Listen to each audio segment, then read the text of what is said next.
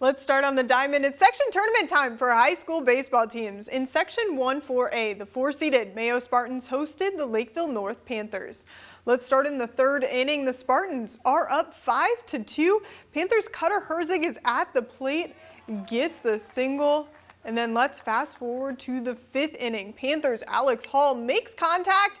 The ball is bobbled and a run scores. Mayo is up 5-3, and Spartans' Mikey Johnson drills that one to the outfield, and it drops. Mayo is still alive in the tournament, beating the Panthers 6-3.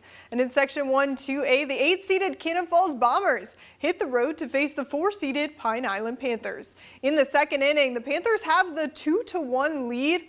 Pine Island's Lincoln Bratton gets that one through the infield for a single.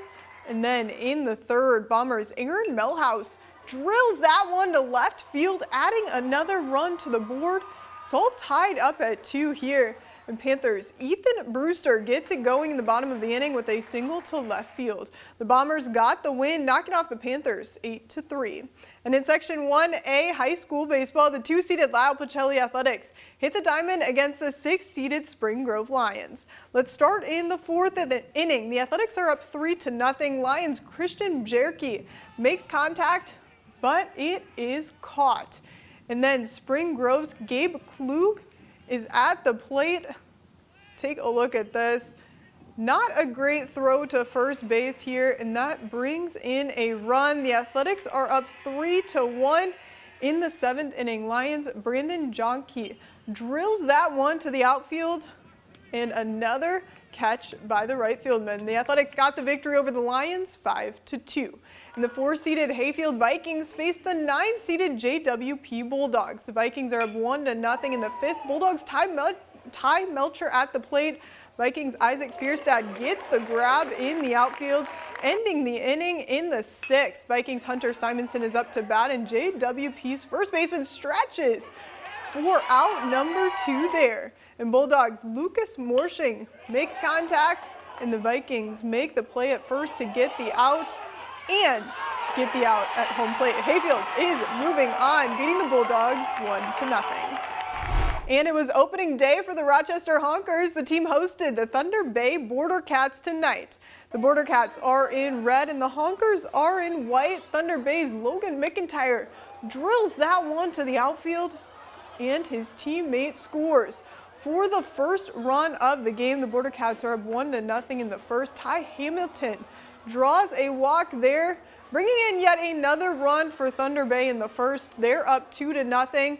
And then Trey Fikes with the single to left field, adding another one to the board. And this one is in the ninth inning. The Border Cats are up 6-1. Switching to the ice in the Professional Women's Hockey League, there are only 2 teams still standing, Boston and Minnesota. Game 4 was just last night, and Boston got the 1-0 victory in double overtime. Minnesota did score first in the second overtime, but it was overturned due to goaltender's interference.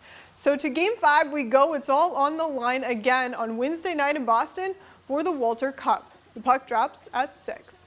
And in the NBA Western Conference Finals, the Minnesota Timberwolves are down 3-0 in the series against the Dallas Mavericks. The Wolves fell to the Mavs last night by 9 points. Minnesota head coach Chris Finch says it starts at the end of the game, being able to close out the game with a lead. And Wolves point guard Mike Conley says the team needs to believe and stay confident. I have not slept, I can tell you that, this whole week, because I know how hard it is to get here. I know how hard it is to have an opportunity like this, and they don't come very often. So to be looking up and you're down, 0-3 is, and just you're 4 wins away from opportunity of a lifetime. The teams tip off for Game 4 tomorrow night in Dallas at 7:30.